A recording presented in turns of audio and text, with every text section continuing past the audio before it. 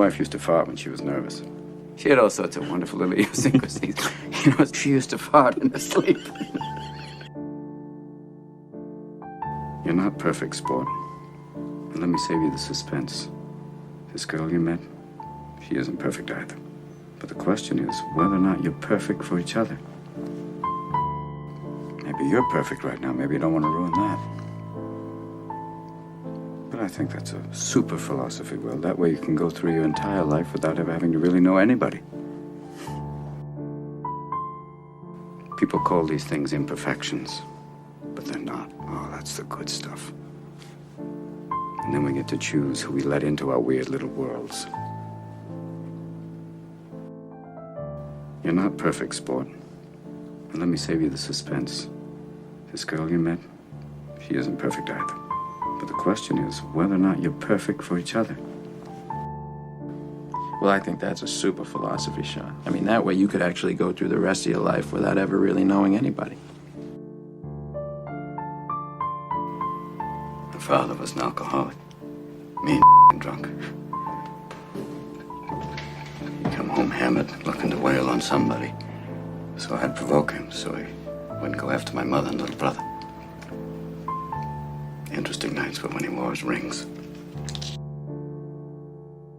See, the sad thing about a guy like you is in 50 years, you're gonna start doing some thinking on your own, and you're gonna come up with the fact that there are two certainties in life. One, don't do that.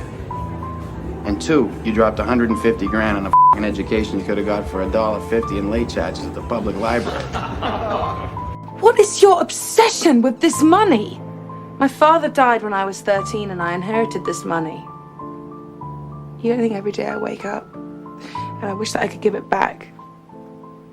That I would give it back in a second if it meant I could have one more day with him. But I can't, and that's my life and I deal with it. So don't put your shit on me when you're the one that's afraid. You're afraid of me, you're afraid that I won't love you back. You know what? I'm afraid too. F it, I want to give it a shot and at least I'm honest with you. Arrogant shit. That's why I don't come to the goddamn reunions. Because I can't stand that look in your eye. You know, that condescending, embarrassed look. You think I'm a failure. I know who I am, and I'm proud of what I do. It was a conscious choice. I didn't fuck up. And you and your cronies think I'm some sort of pity case. You and your kiss-ass chorus, following you around going, the Fields Medal, the Fields Medal. Why are you still so fucking afraid of failure? Yeah, you were smarter than me then, and you're smarter than me now, so don't blame me for how your life turned out. It's not my fault. Look, you're my best friend, so don't take this the wrong way. But in 20 years, if you're still living here, coming over my house to watch the Patriots game, still working construction, I'll fucking kill you. That's not a threat, that's a fact. I'll fucking kill you. No. Well, fuck you. You don't owe it to yourself. You owe it to me. Because tomorrow I'm gonna wake up and I'll be 50. And I'll still be doing this shit. That's all right, that's fine. I mean, you're sitting on a winning lottery ticket. You're too much of a pussy to cash it in. And that's bullshit. Because I'd do fucking anything to have what you got.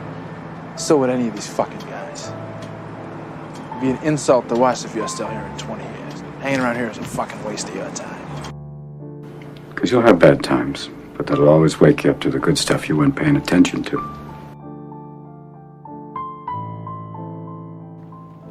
You'll never have that kind of relationship in a world where you're always afraid to take the first step because all you see is every negative thing 10 miles down the road. Right, and that's honorable. Sure, that's why you took that job. I mean, for the honor of it. I just have a little question here. You could be a janitor anywhere. Why did you work at the most prestigious technical college in the whole fucking world? Why did you sneak around at night and finish other people's formulas that only 1 or 2 people in the world could do and then lie about?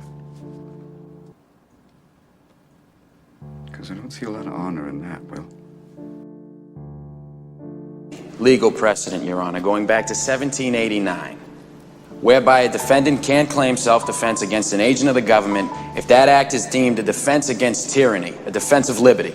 Your Honor, Henry Ward Beecher in Proverbs from the Plymouth Pulpit, 1887, said, I am afforded the right to speak in my own defense, sir, by the Constitution of the United States. This is the same document which guarantees my liberty. United States. Now, liberty, in case you've forgotten, is the soul's right to breathe.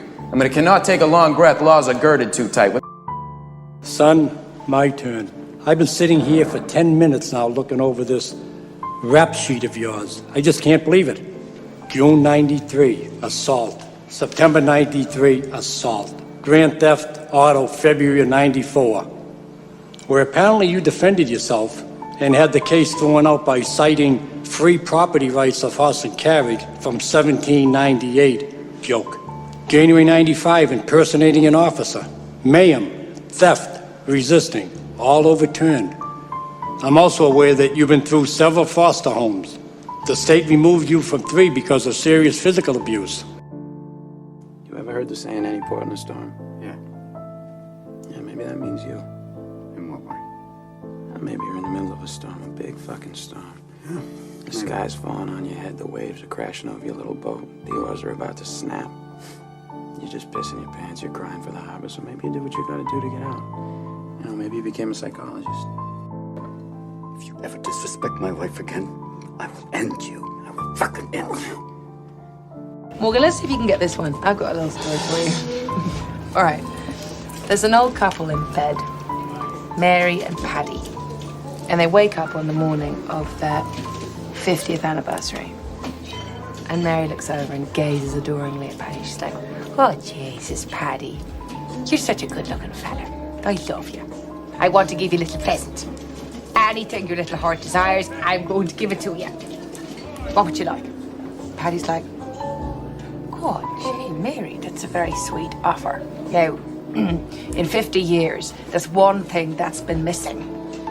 And I would like you to give me a blowjob. I would like one. And Mary's like, all right. She takes her teeth out, puts them in the glass, and she gives him a blowjob. And afterwards, Paddy's like, jeez, now that's what I've been missing. That was the most beautiful, earth-shattering thing ever. Beautiful, Mary, I love you. Is there anything that I can do for you? And Mary looks up at him and she goes, give us a kiss. Oh my God!